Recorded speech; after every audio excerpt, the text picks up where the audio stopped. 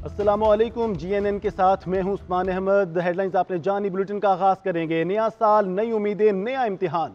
2024 आ गया। जीएनएन की जानिब से आवाम को नए साल की मुबारकबाद। दुआ है नया साल सबके लिए खुशियां लाए। पाकिस्तानियों को मसलूम फ़लस्तीनियों के साथ भरपूर इजहार यकजहती।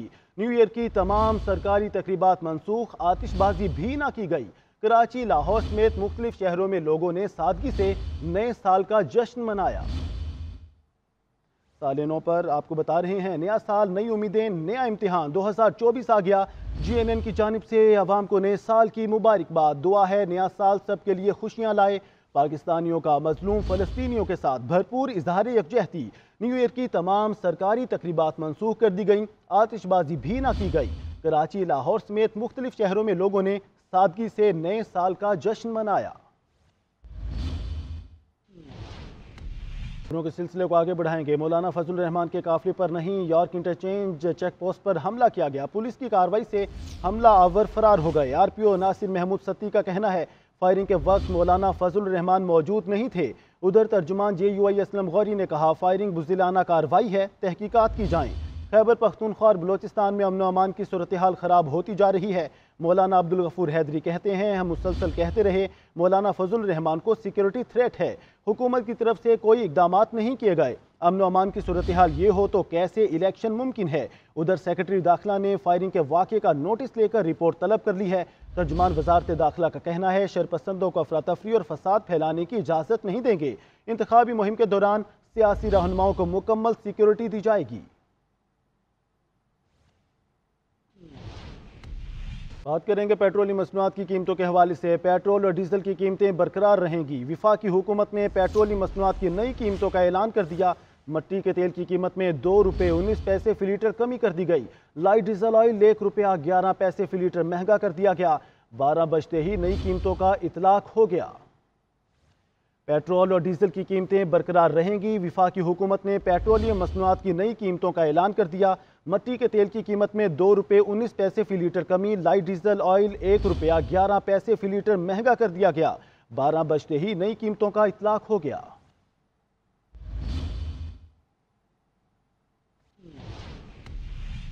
बात करेंगे आम इंतखाबात के हवाले से। कागजात नामजदगी मंजूर या मुस्तरद होने के फैसलों पर अपीलें दायर करने का अमल शुरू।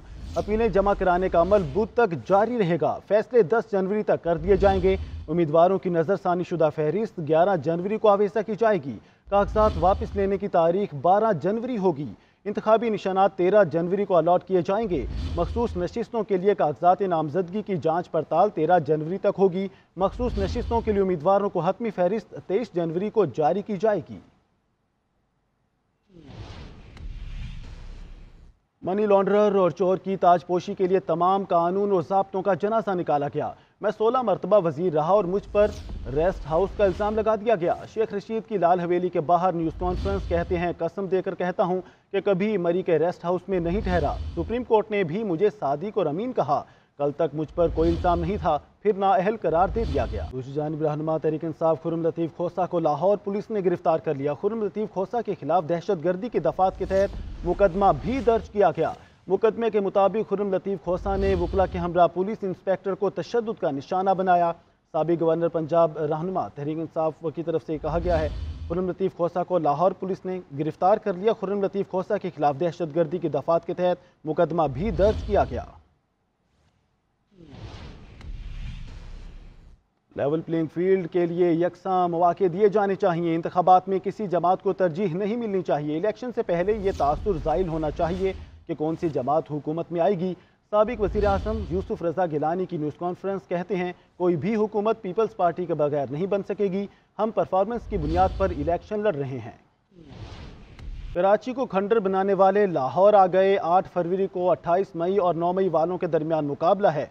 लीग रहनुमा साद रफीक का लाहौर में वर्कर्स कन्वेंशन से खिताब, बोले हमने पंजाब को बदल दिया। PTI ने KP में कौन सा अस्पताल बनाया, हमें काम नहीं करने दिया जाता, टांगे खींची जाती हैं। वो जमात है जिसके लीडर नवाज शरीफ और शहबाज शरीफ बातें कम करते हैं, काम ज्यादा करते हैं।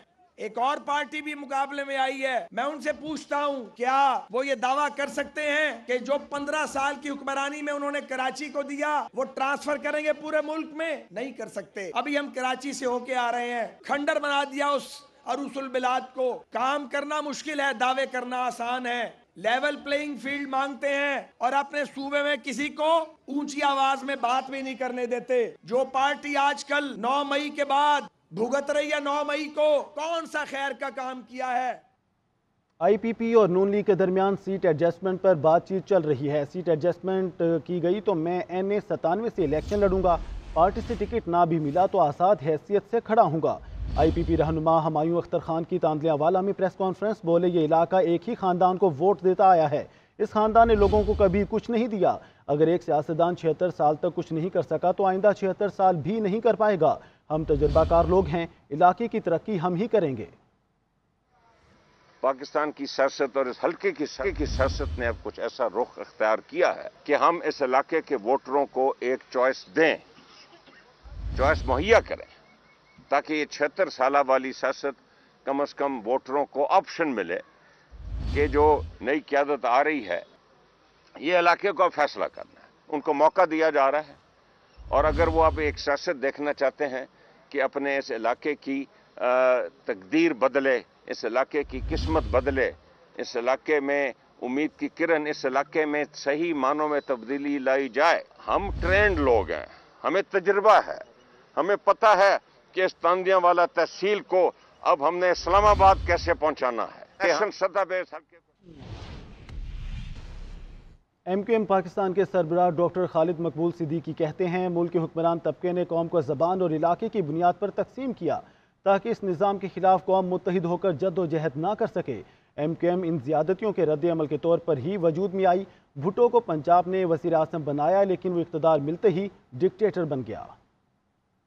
हुक्मरान ये चाहता है कि पाकिस्तानी कौम ज़बान की बुनियाद पर, अकीदे की बुनियाद पर, मजहब की बुनियाद पर, मसलक की बुनियाद पर तकसीम रहे, ताकि कोई भी हुक्मरानों के दरमियान होने वाली जो खुफिया मुआहदा है उसका की नजर उस पर नजर न रहे। और ऐसे ऐसे कराची की सियासत करने वाले लोग MQM में आ गए थे जिनकी सियासी उम्र उस वक्त MQM के लीडरों की तबई उम्रों से ज्यादा। पंजाब के अंदर 70 में भुट्टो साहब सबसे बड़ी ताकत से, और उनकी सबसे बड़ी ताकत जिसकी वजह से वो वजीर आज़म बने, वो पंजाब।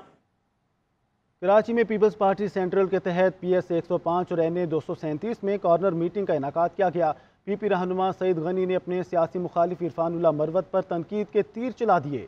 बोले 2017 से पहले इस हल्के से हमारी जमात कभी नहीं जीती, जो यहाँ से जीता वो वजीर बना। इरफानुल्लाह मरवत के दौर में यहाँ बदमाशी चलती थी। वोट मांगना उनका हक है, लेकिन गालियाँ देना नहीं। मेरे गले पर हाथ डालने वाले को अपने पैरों पर गिराना जानता हूँ। सईद गनी ने अपने दौरे वजारत में हल्के के 80% मसाइल हल करने का दावा भी कर डाला। 30 साल MQM इरफानुल्लाह मरवत या मुस्लिम लीग नून यहाँ से जीती रही है। ये 30 साल की अपनी कारकर्दगी लेकर आ जाएं, हम 5 साल की लाते हैं। अगर 5 साल की कारकर्दगी इनसे बेहतर नहीं होगी इनके 30 सालों से, तो हम इलेक्शन लड़ना छोड़ देंगे। जो कंपेन इरफानुल्लाह मरवत चला रहा है, 75 साल उसकी उम्र है, उसकी बातें सुनो, उसकी तकरीरें सुनो, आपको लगेगा नहीं कि कोई सेटल आदमी बात कर रहा है और कहे ओए मैं तो लोगों के कपड़े उतारता फिर रहा हूँ, और मैं तो माँ बहन की गालियां देता हूँ, मैं तो लोगों को गोलियां मारता हूँ। आप कहेंगे यार ये वोट मांगने आए कि दादागिरी करने आए? वो दौर गुजर गया जब तुम बदमाशी करके पोलिंग स्टेशनों पर कब्जे करके MQM का तर्ज अमल इख्तियार करके जीत जाते थे। कभी कहता है कि सूबाई इलेक्शन कमिश्नर मेरा रिश्तेदार है मरवत है, वो मुझे जिताएगा। अच्छा भाई ठीक है बाबा तेरी वजह। कभी कहता है काकड़ मेरा रिश्तेदार है जो वजीर आज़म है, वो मुझे जिताएगा। उसको आप नहीं है, वरना कहता है ना लोग मुझे जिताएंगे। मेयर कराची मुर्तज़ा वहाब ने जमात इस्लामी पर तशहीर के लिए सरकारी वसाइल इस्तेमाल करने का इल्ज़ाम लगा दिया। कहते हैं हाफिज नईम एक तरफ वसाइल ना होने का रोना रोते हैं, दूसरी जानिब सरकारी मशीनरी का ज़ाती तशहीर के लिए इस्तेमाल करते हैं। उनके पास पोस्टर और बैनर्स लगाने के लिए पैसे हैं, लेकिन शहरियों की फलाह के लिए कुछ नहीं है। तो यार जमात इस्लामी के झंडे लगाने के वसाइल हैं, हाफिज नईमुर रहमान साहब के बैनर्स होर्डिंग लगाने के वसाइल हैं।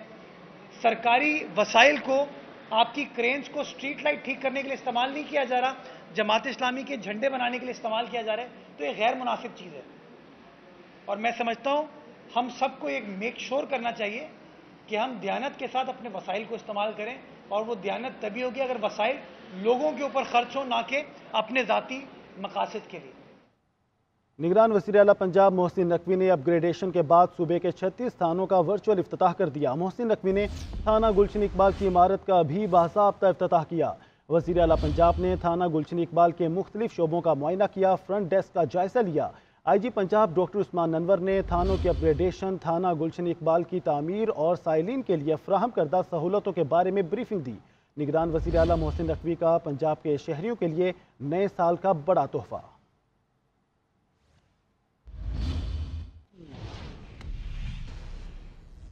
निगरान वज़ीर आला पंजाब मोहसिन नकवी ने लाहौर में जिन्ना अस्पताल के मेडिकल और सर्जिकल एमरजेंसी का इफ्तिताह कर दिया। इस मौके पर वज़ीर आला मोहसिन नकवी ने कहा कि अपग्रेडेशन के बाद 150 बेड की state of the art emergency तैयार की गई है, जिसमें 6 बेड्स पर मुश्तमिल 2 ICUs बनाए गए हैं। मोहसिन नकवी का मजीद कहना था कि नई हुकूमत आने से कबल सूबे में तमाम प्रोजेक्ट्स मुकम्मल कर लिए जाएंगे। आज साल का आखिरी दिन है, लेकिन बोर्ड ऑफ मैनेजमेंट ने जिन्ना हॉस्पिटल की हर मुमकिन कोशिश करके हॉस्पिटल की एमरजेंसी को रीवैम्प करने का प्रोजेक्ट कंप्लीट किया है और बहुत तेज़ी के साथ इन्होंने अल्हम्दुलिल्लाह काम किया और आज 150 बेड की एमरजेंसी कंप्लीट हो गई है और ये medical, surgical, neuro, orthopaedic, cardiac emergency सारों का कॉम्बिनेशन है। 2 जो हैं इसमें 6 बेड के ICU हैं, वेंटिलेटर्स के साथ हैं।